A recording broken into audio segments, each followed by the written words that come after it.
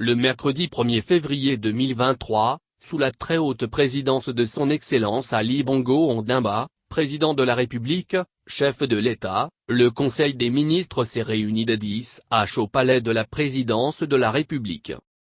À l'ouverture des travaux, le Conseil des ministres a marqué une minute de silence et un hommage particulier en mémoire du membre du gouvernement, M. Michael Moussa Adamo, ministre des Affaires étrangères, qui nous a quittés le 20 janvier dernier. Poursuivant le cours des travaux, le Conseil des ministres a adressé ses vives félicitations au président de la République, chef de l'État, son Excellence Ali Bongo Ondimba, pour son engagement constant dans le renforcement et la consolidation des liens d'amitié, de fraternité et de coopération qui unissent la République gabonaise et la République togolaise. En effet, le président de la République, chef de l'État, a reçu son homologue et frère, le président de la République togolaise, son Excellence Faure Essosimna Gnassingbé, qui a séjourné dans notre pays dans le cadre d'une visite de travail et d'amitié du 30 au 31 janvier 2023. L'entretien entre les deux chefs d'État, élargi à leurs collaborateurs, a permis la poursuite de leurs consultations régulières sur les questions diplomatiques et d'intérêt commun ainsi que sur les sujets dominants régionaux, continentaux et internationaux de l'heure. Dans le cadre de ce séjour intergabonais et fort du partage d'expériences entre leurs deux pays, le président de la République gabonaise et son hôte ont procédé au lancement de certaines unités à forte valeur industrielle et économique parmi lesquelles, l'inauguration, dans la zone d'investissement spécial, ZI, de Nkok de la première usine de fabrication de panneaux d'agglomérés de bois implantée en Afrique centrale ainsi qu'à l'inauguration, à Ouando Mineral Port, de 4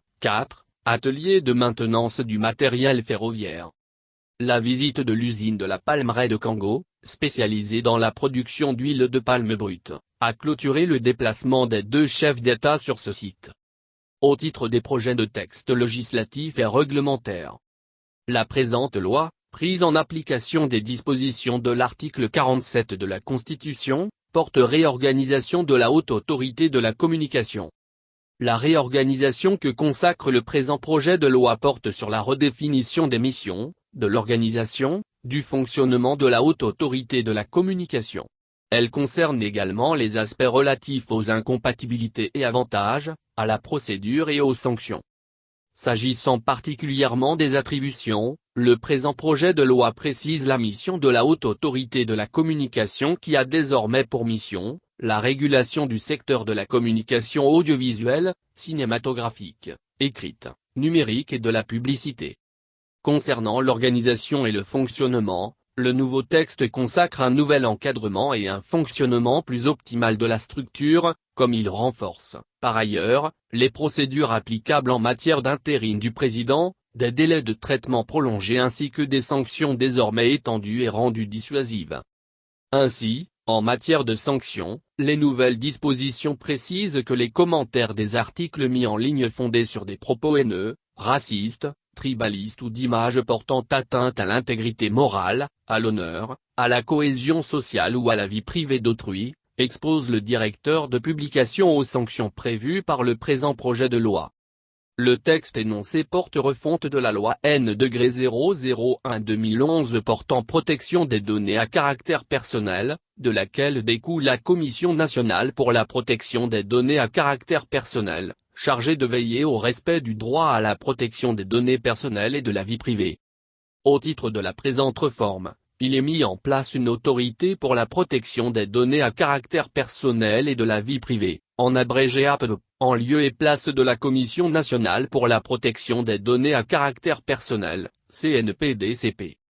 La nouvelle autorité, qui se compose également des représentations provinciales sur l'ensemble du territoire national, a pour mission de mettre en place un dispositif permettant de lutter contre les atteintes à la vie privée susceptibles d'être engendrées par la collecte, le traitement, la transmission, le stockage et l'usage des données à caractère personnel.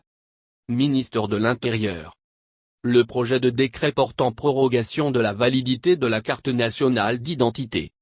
Le présent décret pris en application des dispositions de l'article 51 de la Constitution porte prorogation de la validité de la carte nationale d'identité. Par l'effet du présent décret, La durée de la validité de la carte nationale d'identité délivrée aux personnes éligibles par la loi est prorogée. Les cartes nationales d'identité délivrées entre les années 2011 et 2013, et arrivées à expiration, bénéficient automatiquement d'une extension de validité de plein droit allant jusqu'au mois de décembre 2023. Aussi, dans l'attente de la production de la nouvelle carte nationale d'identité électronique, CNI, prévue pour le second trimestre de cette année, les cartes nationales d'identité ainsi prorogées ont-elles cours légal et permettent d'accomplir tout acte utile de la vie courante, notamment les services bancaires, les démarches administratives, etc. Ministre de la Jeunesse et des Sports. Projet de loi modifiant, complétant et supprimant certaines dispositions de la loi N-13/2021 du 30 août 2021 portant attribution, organisation et fonctionnement de l'Organisation nationale antidopage du Gabon. Le présent texte vise à apporter les correctifs nécessaires au texte initial permettant de garantir suffisamment l'indépendance et l'impartialité des organes et des membres de l'Organisation nationale antidopage du Gabon, ONA-Gabon, conformément aux exigences faites à tous les États parties à la Convention internationale de l'UNESCO contre le dopage dans le sport, ratifiée par le Gabon au cours de l'année 2007. Ministre de l'Enseignement supérieur, de la Recherche scientifique et du transfert de technologies. Projet de décret fixant les obligations de service des enseignants-chercheurs et des conditions de rémunération des heures supplémentaires et des vacations dans les établissements d'enseignement supérieur en République gabonaise. Le présent projet de décret, pris en application du décret N-0866/PR/MFP du 20 août 1981 fixant le statut particulier des personnels enseignants de l'enseignement supérieur et le décret N-540/PR/Menez/MFP du 3 mai 1991 fixant les conditions de rémunération des heures supplémentaires et des vacations dans les établissements d'enseignement supérieur en République gabonaise, fixe les obligations de service hebdomadaire et annuel des enseignants-chercheurs et des chercheurs.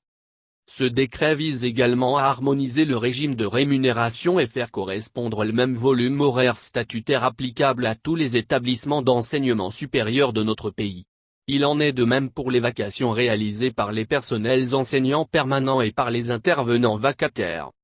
Ministre de l'Éducation nationale charge de la formation civique. Le projet de décret fixant les attributions et l'organisation des structures publiques d'alphabétisation et d'éducation non formelle. Le présent projet de décret pris en application du décret N-0571/PR/MESEC du 23 novembre 2015 portant création et organisation de la Direction générale de l'éducation civique et de l'alphabétisation s'inscrit dans le cadre de la redynamisation des structures publiques d'alphabétisation en général, et plus particulièrement de la normalisation des dites structures.